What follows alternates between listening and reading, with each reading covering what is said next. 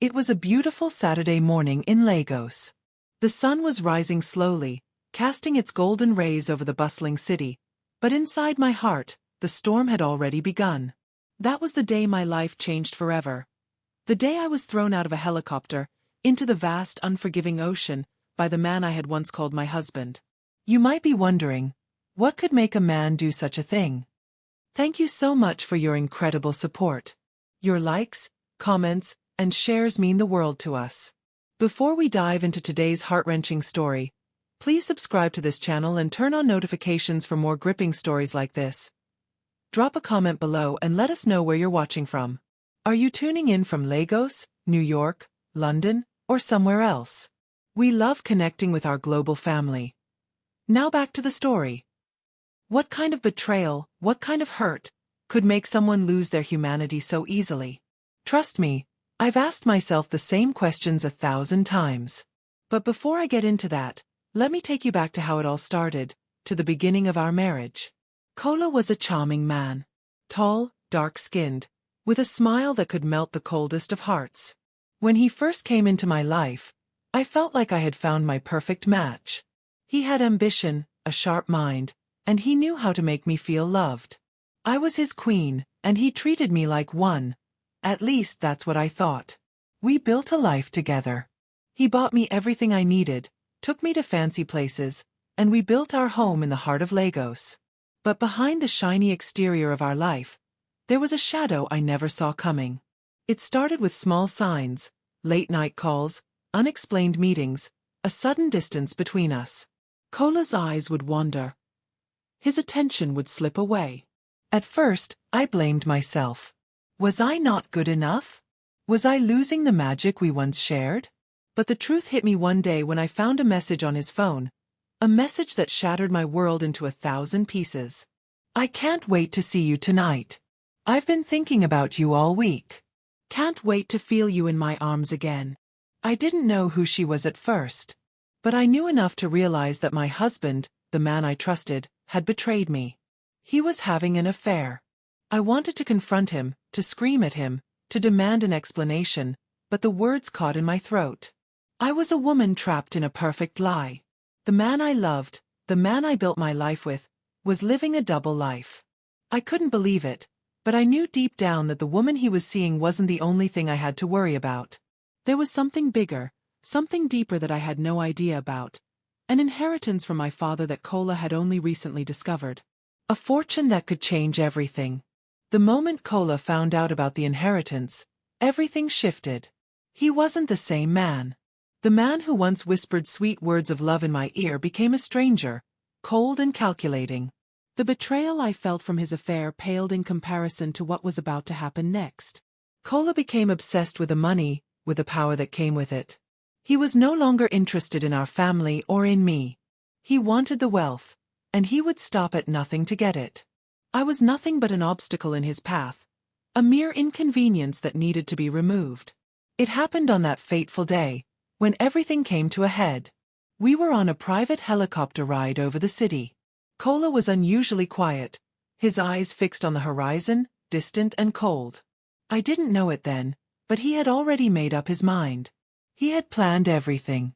We were just flying above the ocean, the breeze cooling my face, when he suddenly turned to me with a look in his eyes I had never seen before. His smile was gone, replaced by a look of pure indifference. "You know, I never really loved you," he said, his voice as cold as the steel of the helicopter's body. The words hit me like a slap across the face.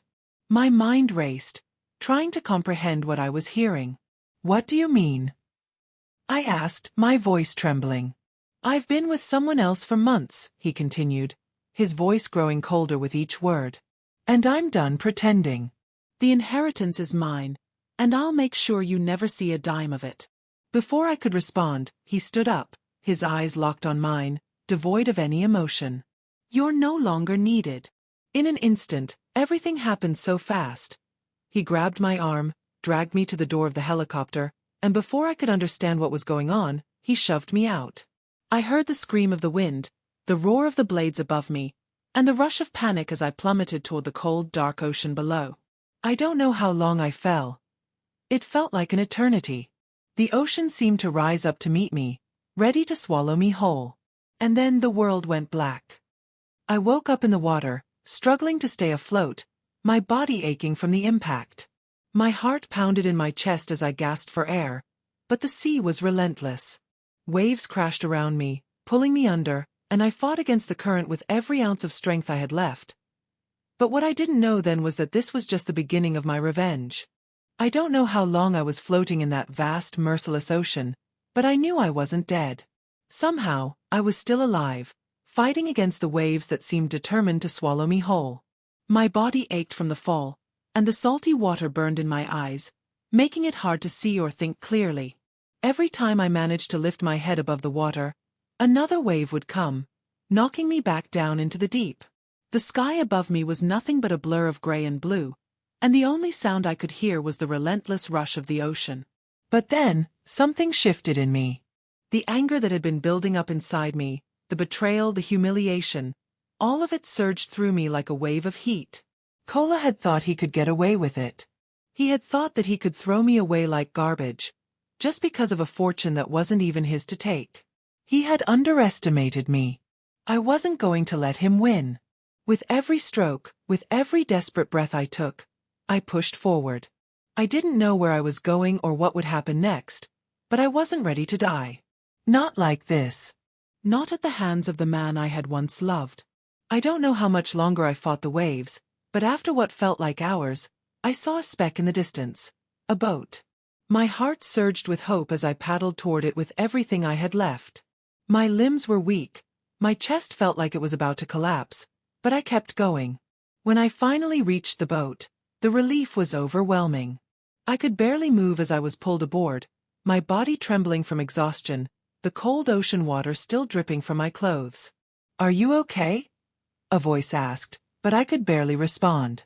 I was too out of breath, too shocked by what had just happened. The man who had pulled me aboard was African, dark-skinned, with a concerned look on his face. He wore a simple white t-shirt and cargo shorts. He looked like he'd been fishing, and he had no idea who I was or why I was in the ocean. But I didn't care. All I cared about was getting away from Kola and finding a way to fight back. "You're safe now," he said, his voice calm and reassuring. I nodded weakly, unable to speak.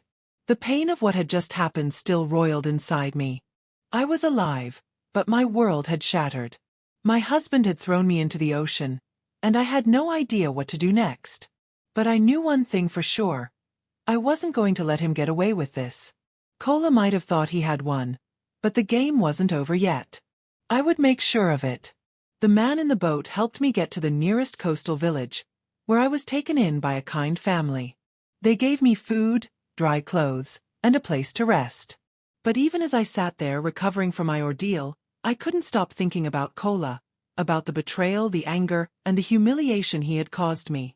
I didn't know how I would do it, but I swore to myself that I would make him pay. Not just for what he had done to me, but for what he had done to our family. Our children, the ones he had left behind, deserved to know the truth. And I wasn't going to let him destroy everything we had built together without consequences. Days turned into weeks, and I stayed hidden in the village, recovering physically and mentally from the trauma. But all the while, my mind was consumed with thoughts of revenge. The inheritance, the one thing that Kola had wanted so badly, was still there, waiting for him to claim it. But it was mine by right, and I wasn't about to let him have it. I began to make a plan. I reached out to a lawyer, one of the few people I trusted, and started to gather information. I knew the inheritance was a legal matter, and if I played my cards right, I could use the law to my advantage. I also began to think about the emotional toll of it all. How could I hurt Kola in a way that he would feel? How could I make him understand the pain he had caused me, and the devastation he had brought upon our family? But what I didn't expect was that Kola would come after me so soon. One afternoon, as I was meeting with the lawyer in a quiet corner of the village, I received a call. It was from Kola. "Where are you?" he demanded. "You can't hide forever. The inheritance is mine, and I'll get it, with or without you." His voice was cold, filled with venom. But there was something else too, fear. Kola was afraid of what I might do, and for the first time in our marriage, I could hear the uncertainty in his voice. He knew that I was coming for him, and that thought sent a shiver down his spine. "I'm not hiding, Kola," I replied, my voice steady. "I'm taking what's mine, and you're not going to stop me." He didn't say anything at first. The silence between us was thick, almost suffocating. But then he spoke again, his tone low and dangerous.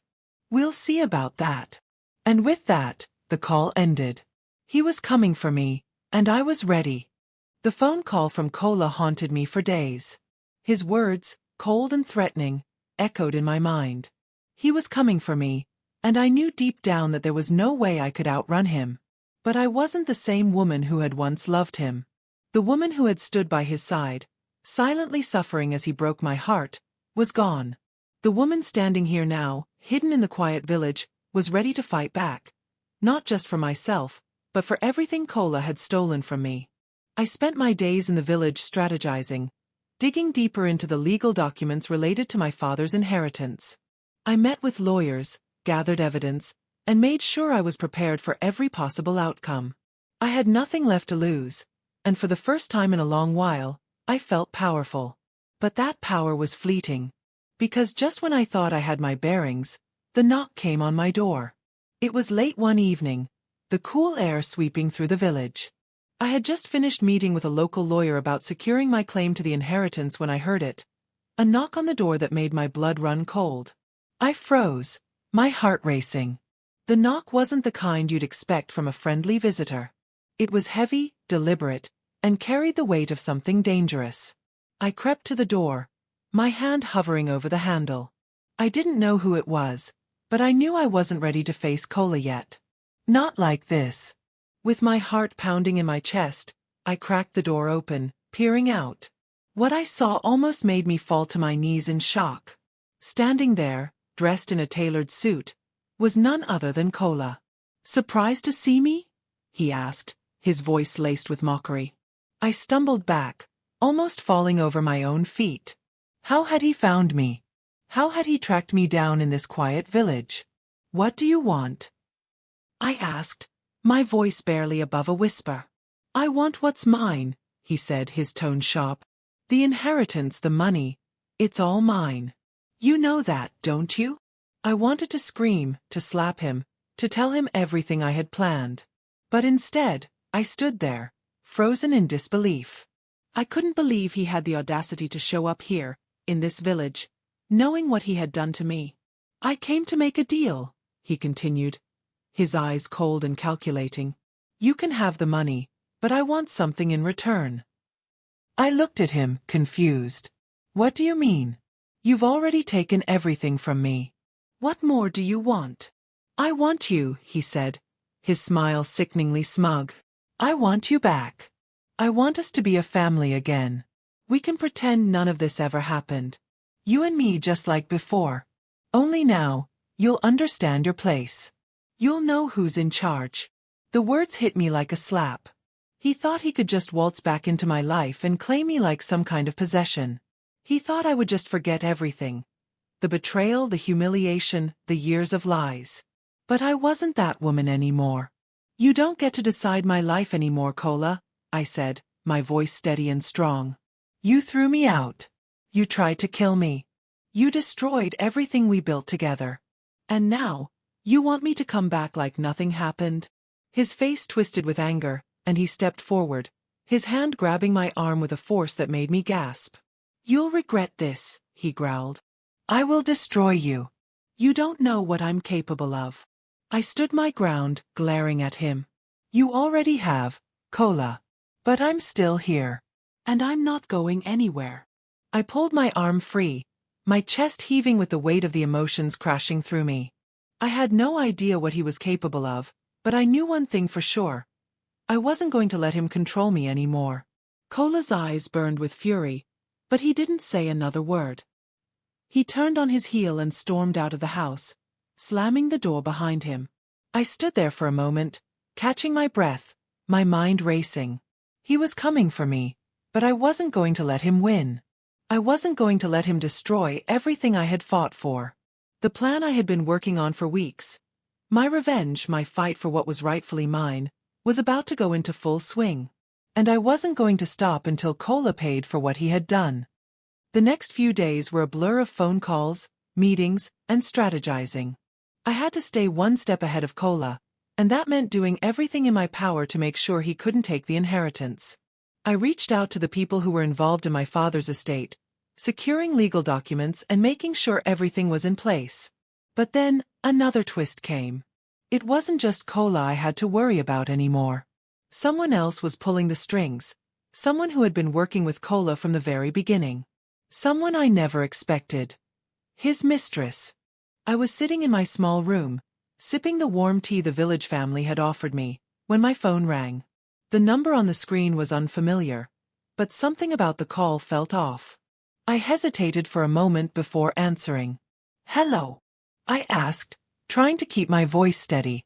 "Hello, Amara," came a smooth, almost silky voice on the other end. "I trust you're doing well?" The way she said my name sent a chill down my spine. I didn't recognize the voice at first, but there was something dangerously familiar about it. "Who is this?" I demanded, my heart pounding in my chest. A soft laugh echoed through the phone. "Oh, you don't remember me? That's a shame, Amara. I thought we'd be getting to know each other much better by now." The voice finally clicked. It was Kola's mistress. The woman he'd been seeing while still married to me. The one whose messages I had found. The same woman who had taken everything from me without remorse. "What do you want?" I asked, my voice low, my fists clenching in anger. "I think you know exactly what I want," she replied, her tone dripping with condescension. "I've been watching you, Amara. I know everything. About your little escape, about your plans. And I think it's time we have a little chat." I felt my blood run cold. "What are you talking about?" She sighed dramatically. "Don't act coy. I'm not some fool, and neither is Kola. You think you can just take the inheritance from him, don't you? But let me make something clear, darling. It's not yours to take." I froze. This was no longer just about Kola. The woman on the other end was in this with him, pulling the strings, scheming to take everything for herself. She wasn't just going to let me get away with it. "You think you're going to take what's mine?" she continued. "You think you can just walk in and steal Kola's inheritance and live happily ever after? Well, let me tell you, sweetie, it's not going to be that easy." My pulse quickened, and I could feel the anger building up in me, but I refused to let her hear it. I needed to keep my cool, especially now. "You won't get away with this," I said through gritted teeth. "You and Kola both will pay for what you've done." "Oh, Amara," she cooed. "You don't know the half of it. You'll see soon enough. We're already one step ahead of you." Before I could respond, she hung up, leaving me standing there, stunned. I gripped the phone tightly, my knuckles white. My whole body trembled with a mix of fear and rage. Kola's mistress had been watching me, plotting behind the scenes, and now, she was in on everything. She wasn't just an outsider in this mess anymore. She was an active player, and if I didn't act fast, I would lose everything. I tried to push the fear away, reminding myself that I was stronger than I had been when Kola first betrayed me. I had to stay focused, and I had to find a way to outsmart them both. I reached out to the lawyer again, giving them more details about Kola's mistress. They needed to know who we were up against. The battle was no longer just about getting the inheritance. It was about my survival. The days that followed were filled with a new kind of tension. Kola didn't call me again, but I could feel his presence in everything. His lies, his manipulations, the people he had involved. He wasn't just after the inheritance anymore. He was after control. And I wasn't going to let him have it. One evening, just as the sun began to set and the village turned quiet, I received another unexpected call. But this time, the voice on the other end wasn't Kola's mistress. It was someone much more familiar. "Amara," said the voice, "I need to speak with you." I immediately recognized it. It was the voice of my old friend, Neka. She had been like a sister to me once, someone I could trust, someone I had confided in many years ago. But the last time I had seen her, things had changed. She had gone silent, disappeared from my life. I hadn't heard from her in years. Neka, I said, my voice cracking. What's going on? Why are you calling me now? I've been trying to reach you for days, Amara, she said, her voice filled with urgency. There's something you need to know. It's about Kola and the inheritance. My heart skipped a beat. What about it? What's going on? Listen carefully, Neka continued, her voice dropping to a whisper. You're not the only one who's been betrayed. Kola, he's been planning something with your father's money. Something that could ruin you forever. Why are you telling me this now, Neka? I asked, my mind racing. What's the catch? I'm not asking for anything, she replied quickly. I'm telling you because you need to stop him.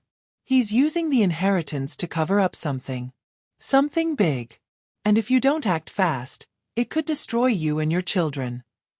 My heart pounded in my chest. What was Kola hiding?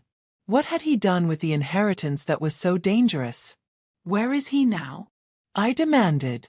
I can't say over the phone, Neka replied. But trust me, it's bad, Amara. Worse than you think. The line went dead before I could ask another question. Now, I had to move quickly. I didn't know what Kola was hiding, but I couldn't let it slip through my fingers. He had always been one step ahead of me. But not anymore. I had to turn the tables, and fast. I didn't sleep that night. The words of Neka kept echoing in my mind, sending my thoughts spiraling in every direction. Kola was hiding something. Something big. And it had something to do with my father's inheritance. I had no idea what he could possibly have done, but whatever it was, it couldn't be good. The next morning, after the sun had risen, I set to work. I wasn't going to sit around and wait for Kola to make the next move. I had to act quickly. My lawyer had already gathered some of the documents I needed to reclaim the inheritance, but Neka's words made me realize there was more I needed to know. Secrets Kola was willing to go to any length to protect. I called the lawyer again, asking him to meet me as soon as possible. As I walked to the small cafe where we had arranged to meet, my mind was filled with 100 questions. What had Kola been hiding all this time? What had he done to make sure I would never see a dime of the inheritance? And most pressing of all, how could I use this information to destroy him, just like he'd tried to destroy me? The lawyer, a man named Mr. Alyamide, was waiting for me at a corner table when I arrived. He looked up from his laptop as I approached, giving me a sympathetic smile. You're looking better, he said, gesturing to the chair across from him. I'm glad you made it through the night. I nodded but didn't respond immediately. I had too much on my mind. What's going on, Amara? Mr. Alyamide asked, noticing my distracted expression. I need to know everything about Kola's actions regarding the inheritance, I said, leaning in close. All of it. I'm missing something, and I need you to find it. Mr. Alyamide raised an eyebrow, but he didn't ask questions. He knew better than to question me when I was determined. I've been digging into the financials, he said, pulling out a stack of papers. There's a lot that's unclear, but one thing stands out. Kola tried to transfer a large portion of your father's wealth to an offshore account shortly before you two separated. It looks like he was trying to hide the money. My stomach twisted. The betrayal was worse than I could have imagined. He didn't just want the inheritance, I murmured, my voice thick with anger. He wanted to take it all. He wanted it to be his, and he was willing to do anything to keep me from getting it. Mr. Alyamide nodded solemnly. That's right. And there's more. The account he transferred the money to was set up under a false identity, an alias he's been using for years. I felt a wave of nausea hit me. My husband, the man I trusted, had been planning this for far longer than I realized. He had been working behind my back, lining his pockets while pretending to be the loving, faithful husband. But that wasn't the worst of it. There's a catch, Mr. Alyamide continued, his voice dropping lower. The account is linked to a company that's been laundering money. Kola isn't just after the inheritance. He's involved in something much bigger. Something illegal. I couldn't believe what I was hearing. My head spun as I tried to process the enormity of the situation. Kola had betrayed me in ways I couldn't even begin to understand. He wasn't just a cheating spouse. He was a criminal. This is big, Amara, Mr. Olyamide said, leaning back in his chair. We're talking about serious money laundering, tax evasion, and possibly even ties to organized crime. If this gets out, it could ruin Kola, and you too if he drags you into it. I took a deep breath, trying to steady myself.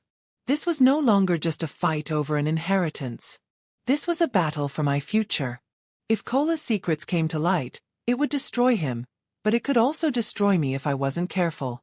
I won't let him get away with this, I said, my voice hardening with resolve. He's taken enough from me, but I'm going to make sure he pays for everything. For the betrayal, for the lies, and for the money he's stolen. Mr. Olyamide looked at me, concern flickering in his eyes. You need to be careful, Amara.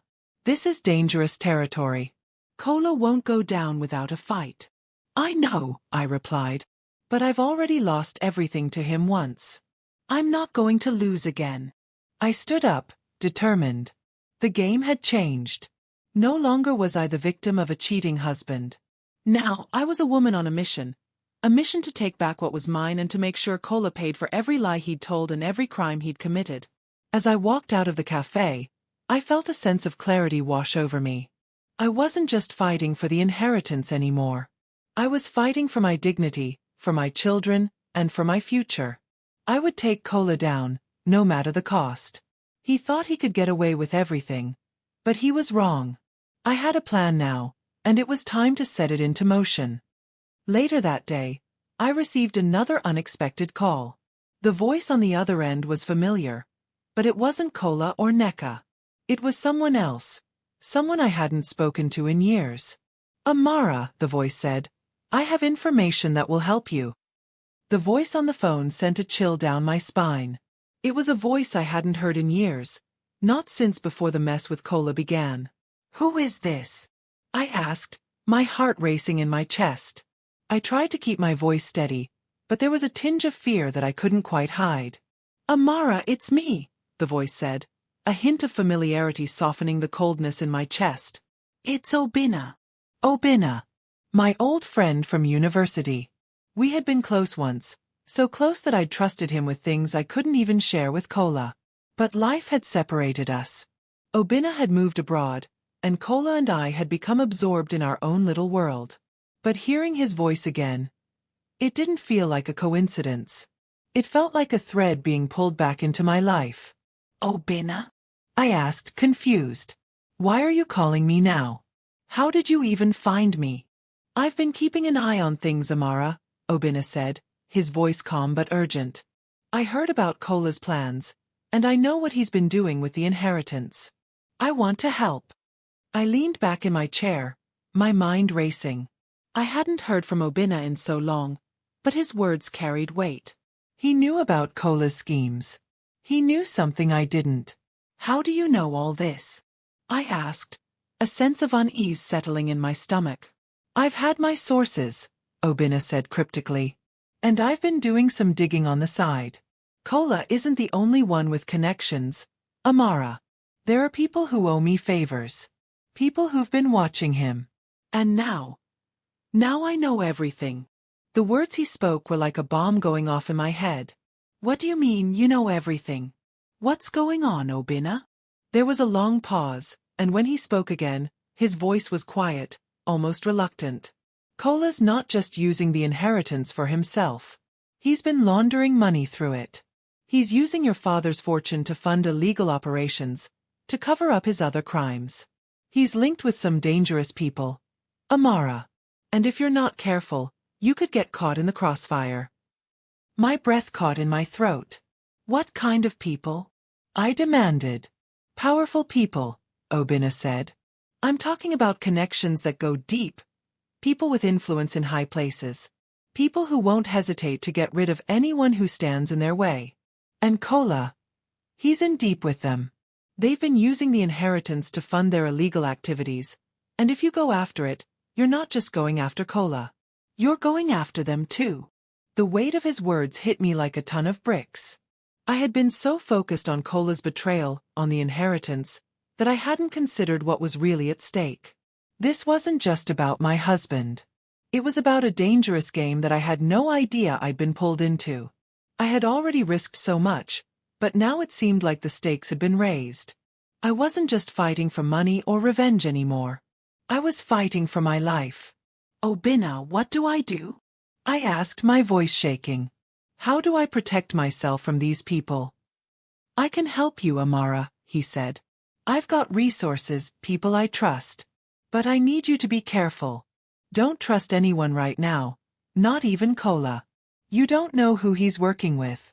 And don't make any moves without me. I'll help you navigate this, but you need to stay calm. I could feel the weight of his words sink in, the enormity of the situation growing clearer with every passing second. Kola wasn't just some unfaithful husband. He was involved in something that reached far beyond anything I had imagined. And now, I was tangled up in it. I can't do this alone, I said, the reality of it all starting to set in. I need you, Obina. I don't know who to trust anymore. You're not alone, Amara, he said, his voice steady and reassuring. I've got your back. Just trust me, and we'll figure this out. I didn't know what to think. I didn't know if I could trust Obina, not after everything that had happened, but at that moment, he was the only ally I had left. Kola had destroyed everything, and now it seemed like the battle wasn't just about revenge. It was about survival. I'll be careful, I said finally, my voice firm. But I'm not backing down. I want everything Kola took from me, and more. Obina's tone softened. I know you do. And you will get it. Just don't make any rash moves. We'll take this one step at a time. Before I could say anything else, he hung up, leaving me alone with my thoughts. I didn't know if Obina was truly on my side, or if he had his own agenda. But one thing was clear, the game had changed again. I wasn't just fighting Kola now. I was fighting against a network of dangerous people, and I needed to be smarter than ever. But I wasn't going to let them win. I wasn't going to be the victim any longer. I had a plan now, and it was time to set it into motion.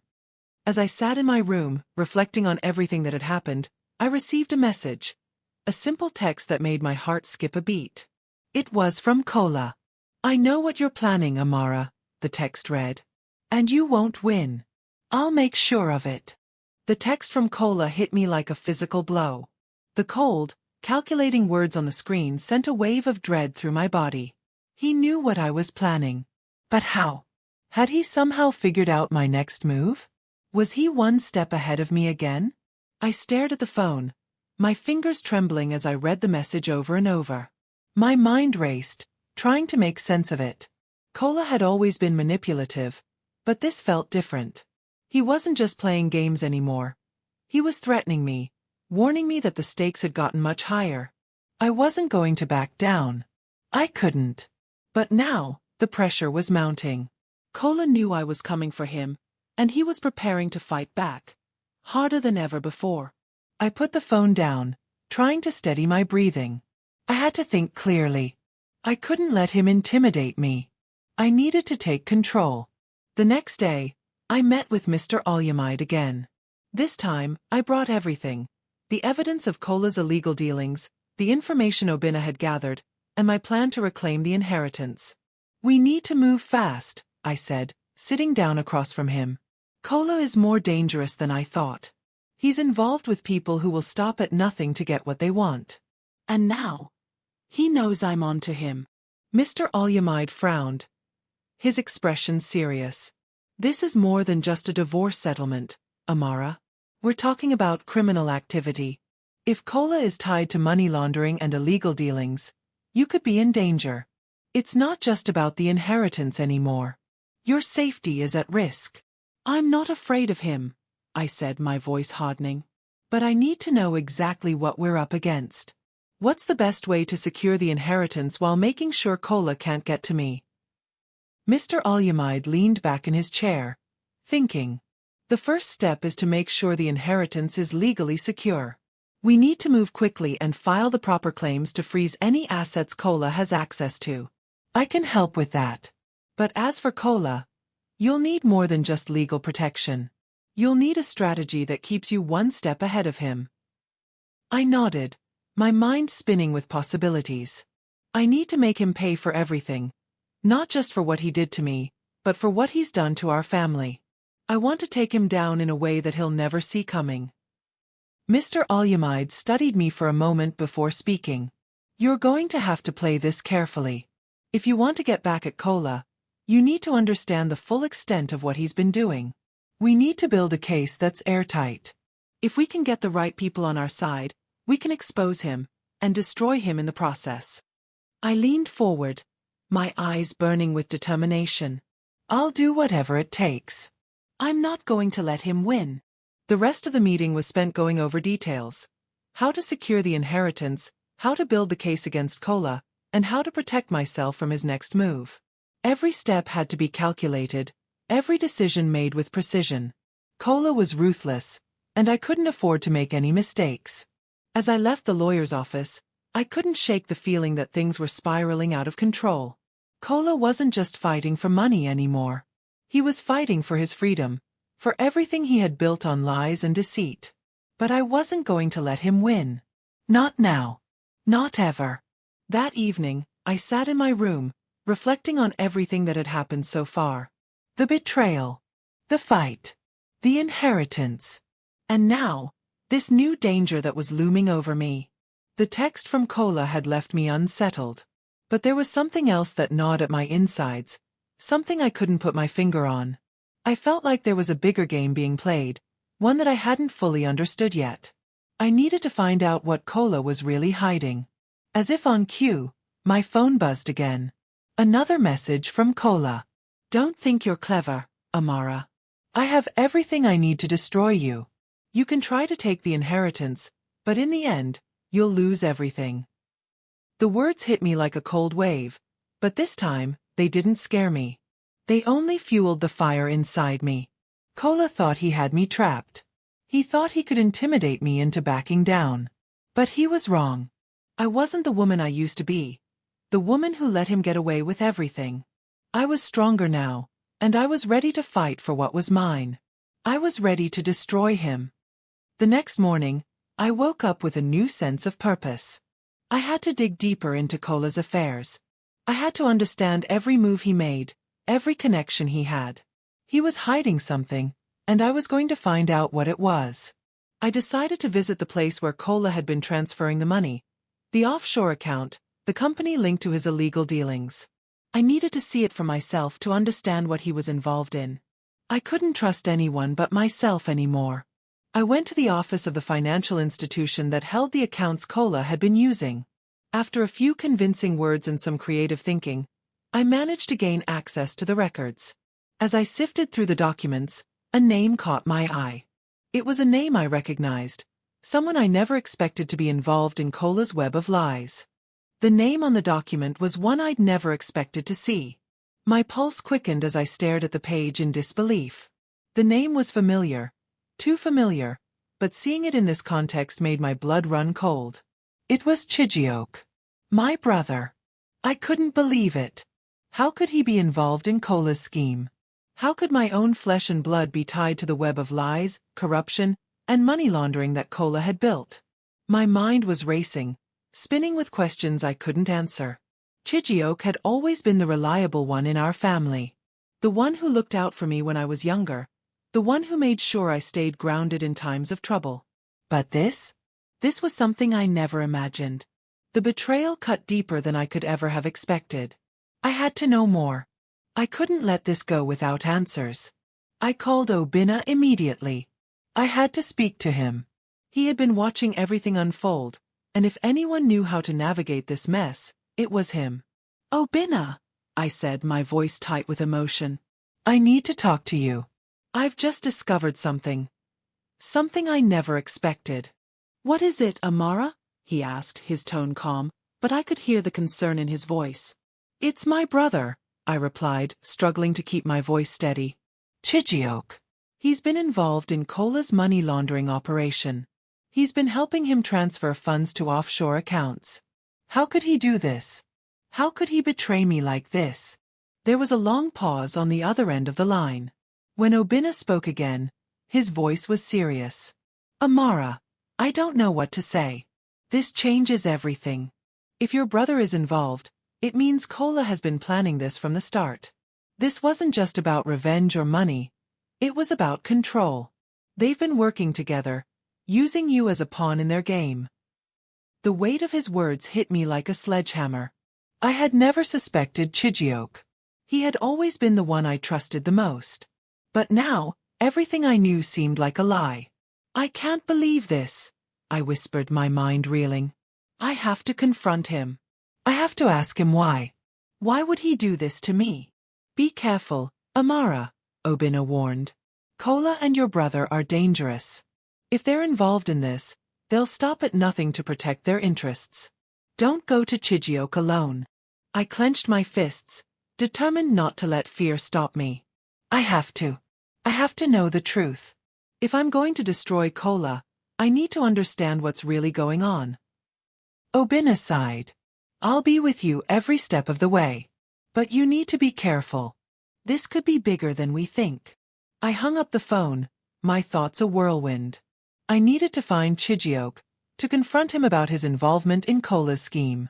But as I walked through the streets of Lagos, my heart heavy with anger and betrayal, I knew the conversation with my brother would not be easy. When I finally arrived at his apartment, I stood outside for a moment, gathering my thoughts. My hands trembled, but I knew what I had to do. I knocked on the door. It was quiet inside for a moment, and then I heard footsteps. The door opened, and there stood Chijioke, his face breaking into a smile when he saw me. Amara, he said warmly, stepping aside to let me in. I haven't seen you in ages. What brings you here? I stepped into the apartment, my mind racing. I couldn't believe how normal he looked, how calm he was. How could he stand there, smiling at me, knowing what he'd done? Chijioke, I began, my voice trembling with emotion. I need to talk to you. About Kola. About the inheritance. And about you. He froze, his smile faltering just for a second. But it was enough to send a chill down my spine. What about Kola? He asked, trying to sound casual, but I could hear the tension in his voice. I took a deep breath, gathering my courage. I know about the offshore accounts. I know you've been helping Kola with his illegal activities. I know you've been hiding money for him. How could you do this to me? How could you betray me like this? Chijioke's face hardened, and for the first time, I saw something in his eyes. Fear. He stepped back, closing the door slowly behind him, as if to distance himself from me. Amara, you don't understand, he said, his voice shaky now. You don't know what Kola is really like. I did what I had to do. I was protecting myself, protecting my future. I felt a surge of anger rise in me. Protecting yourself? By stealing from me? By helping Kola destroy our family? By helping him destroy me? Don't you think I've suffered too? He shot back, his voice rising. I've had my own battles, my own problems. I didn't have a choice. You don't know what Kola is capable of. He has people, connections. If I didn't help him, I would have been dragged into something far worse. I stared at him, unable to believe what I was hearing. So you think this is the only way? You think betraying me, helping Kola, is the way to protect yourself? Chijioke's face crumbled. For the first time, I saw the guilt and regret in his eyes. Amara. I didn't mean for it to go this far. But Kola made me do things. He promised me protection, promised me wealth.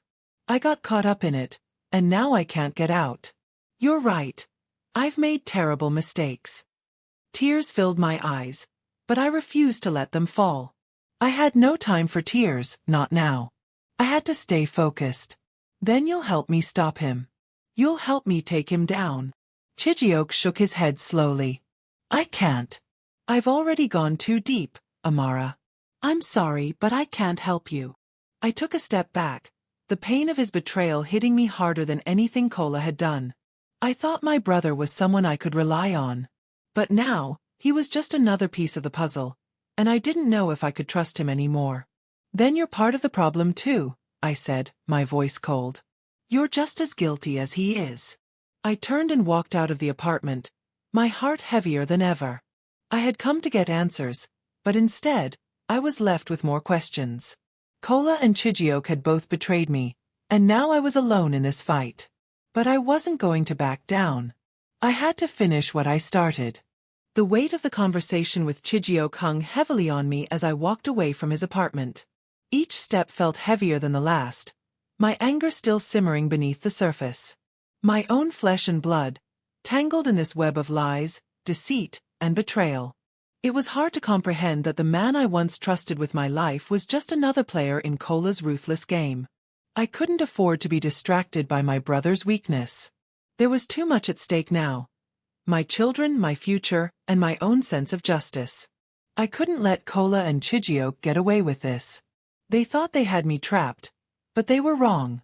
As the evening grew darker, I found myself back at the lawyer's office, desperate for some sort of plan to put everything into motion. I needed something concrete, something that would give me an edge over Kola and his dangerous network. Amara, Mr. Olyamide said as he looked over the stack of documents I had brought with me. You've got the evidence. Now, it's time to act. But you need to be careful. Kola's people are watching you. I know, I said, my voice steady despite the knot in my stomach. I'm not backing down. I want the inheritance, and I want Kola to pay for everything he's done. Mr. Olyamide sighed, pushing the papers aside. This isn't just about money anymore. Kola's actions are criminal, and you're involved now. If we go public with this, you'll be a target. You need to decide what kind of fight you want. I leaned forward, my fists clenched. I've already lost everything. My marriage, my trust, my family. I'm not walking away from this. He nodded slowly, his eyes filled with concern. Then we go after him the right way. We build the case, expose him, and make sure he faces the consequences of his actions. But remember, Amara, this is going to get ugly. Kola will stop at nothing to protect himself. I took a deep breath. I was ready for whatever came next. Kola had pushed me too far, and I wasn't about to let him destroy me. That night, I barely slept. My mind was racing with plans, strategies, and the constant fear that Kola might make his next move before I was ready. I knew I had to act quickly, before the web he'd spun around me became too tight to break free from. The next morning, I was greeted by an unexpected call. The number was unfamiliar, but something told me I couldn't ignore it.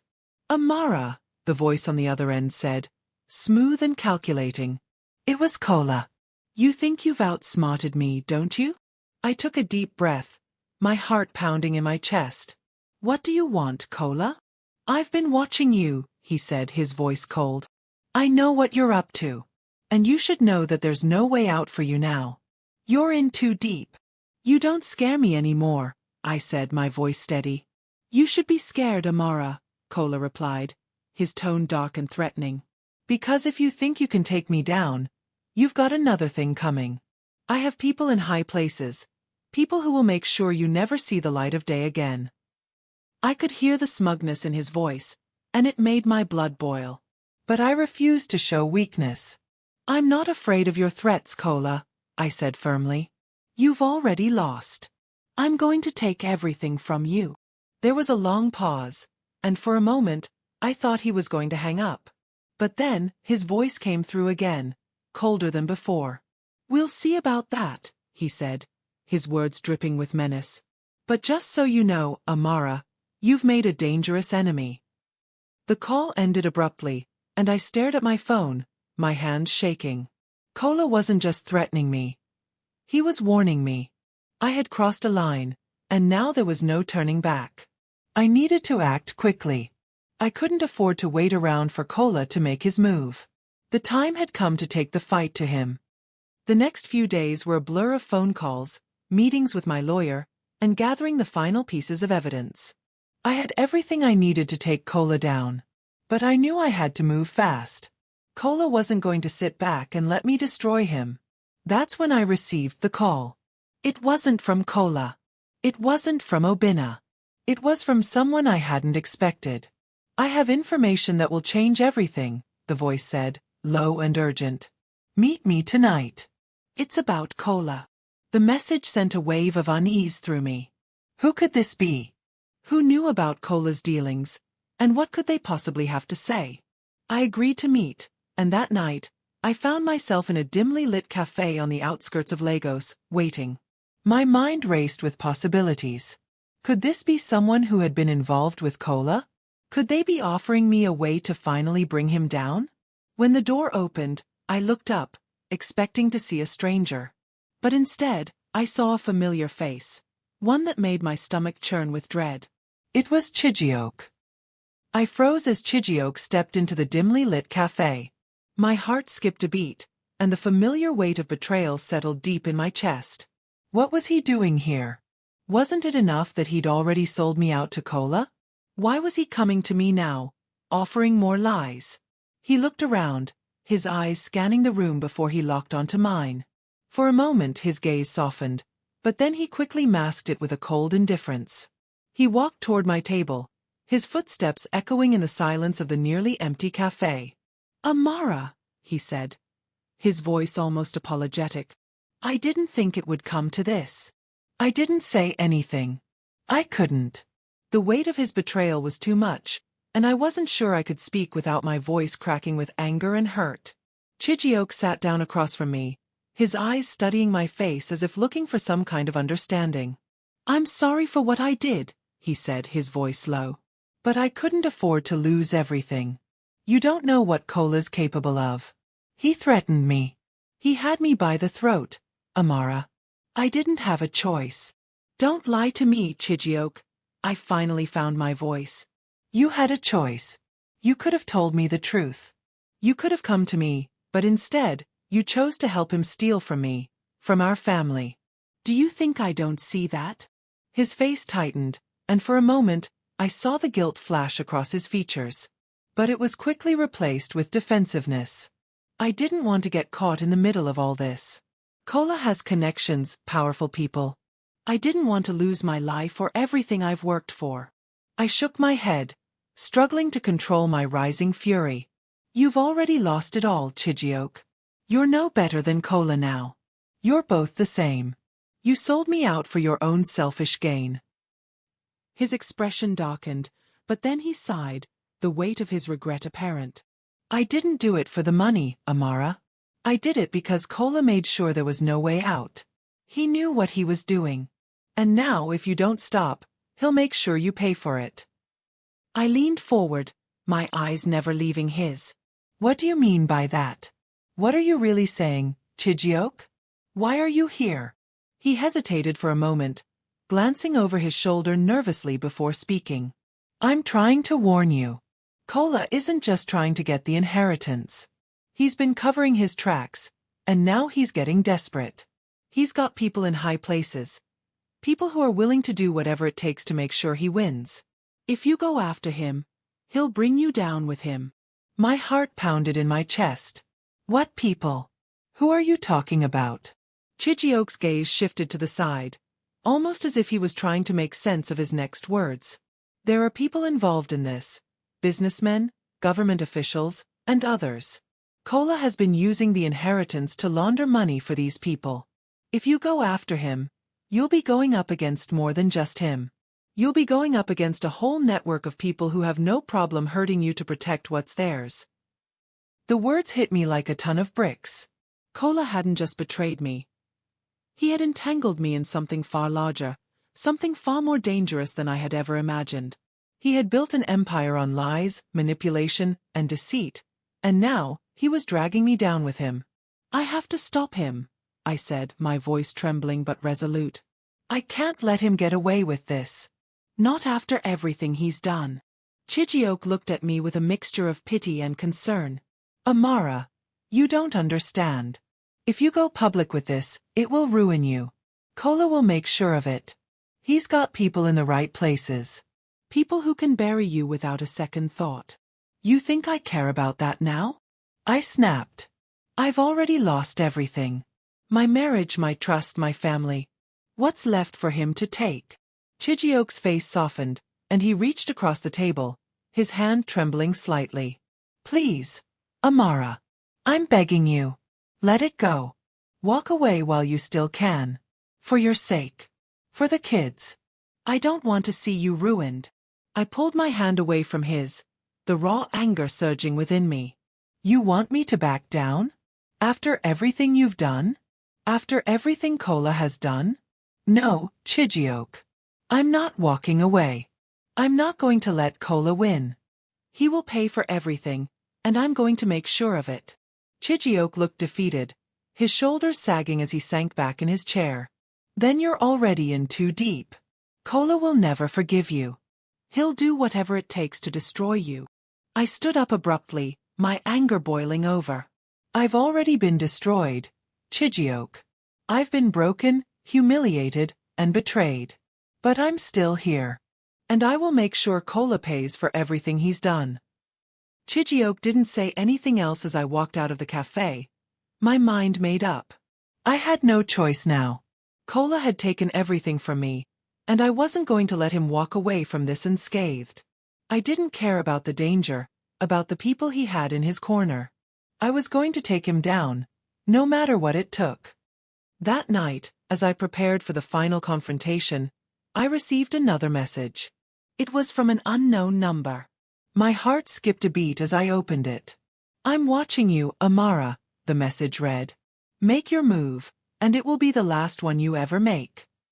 The threats were getting more frequent, and I knew that Kola was closing in. But I wasn't afraid. I had a plan, and it was time to put it into motion. The game was almost over. And this time I was going to win. The message from the unknown number lingered in my mind like a shadow that wouldn't let go. I'm watching you, Amara, it said. Make your move, and it will be the last one you ever make.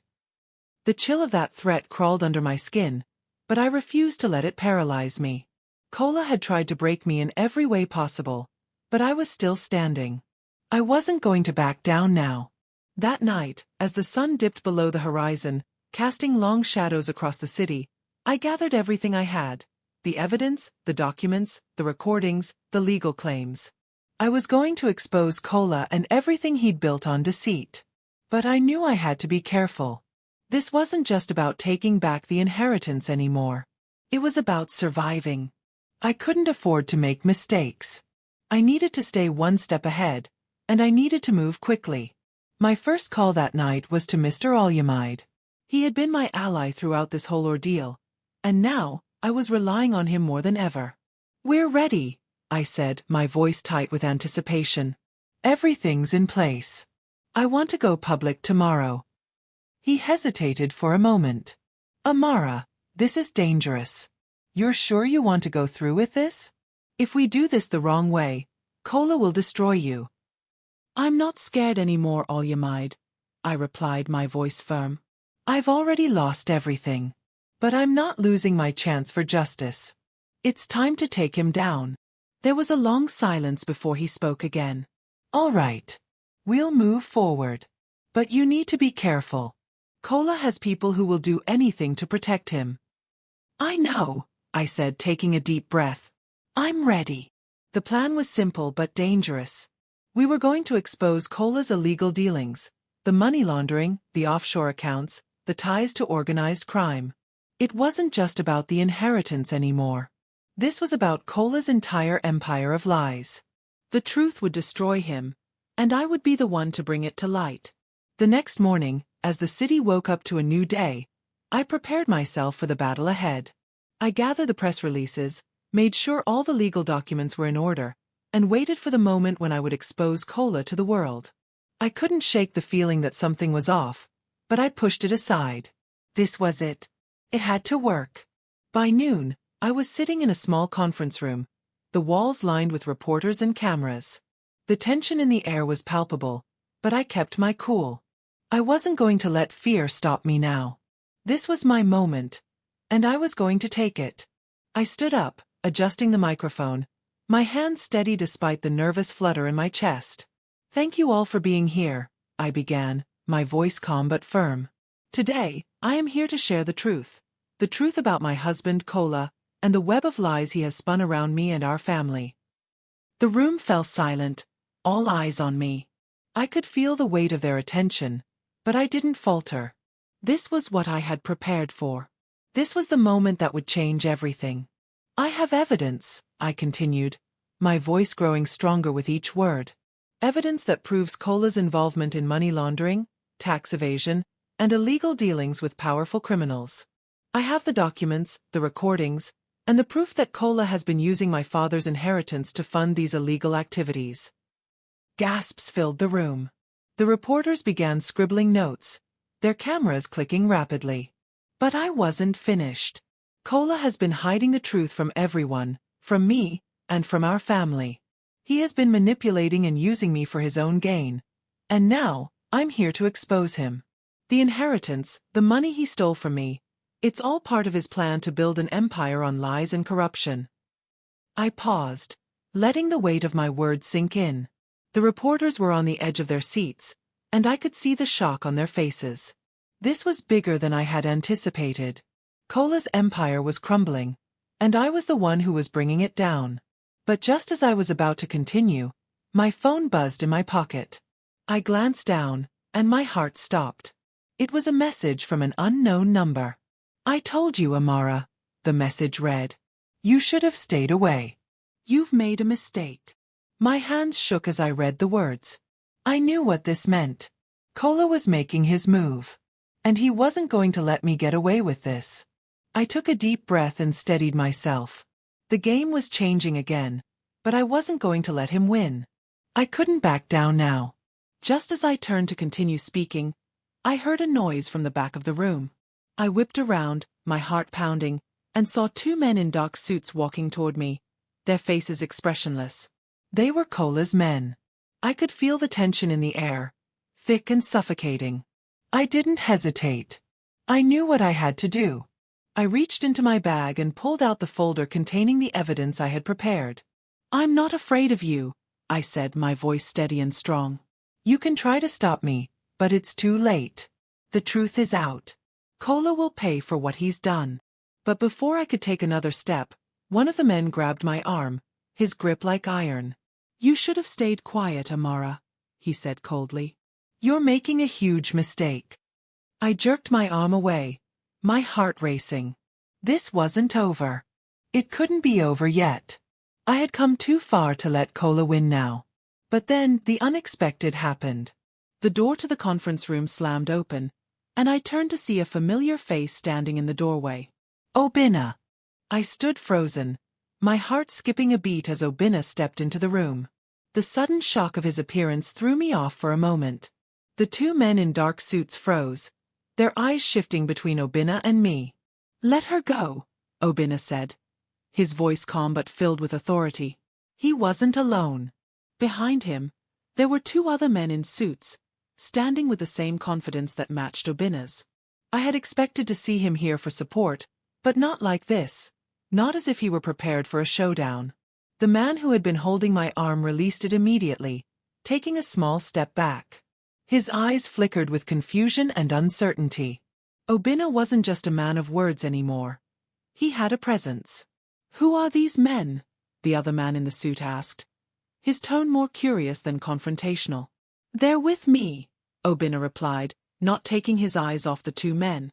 "And if you don't leave right now, I'll make sure you regret it." There was a brief, tense silence. The air was thick with unspoken threats, the weight of everything that had led to this moment hanging over all of us. But something in Obinna's demeanor shifted the balance of power in the room. The men exchanged a look, and after a long pause, they turned and walked out, retreating without saying another word. I exhaled slowly, the tension in my chest loosening slightly, but it wasn't over. "Not yet." Obinna turned to me, his expression softening when he saw the exhaustion in my eyes. "Are you all right?"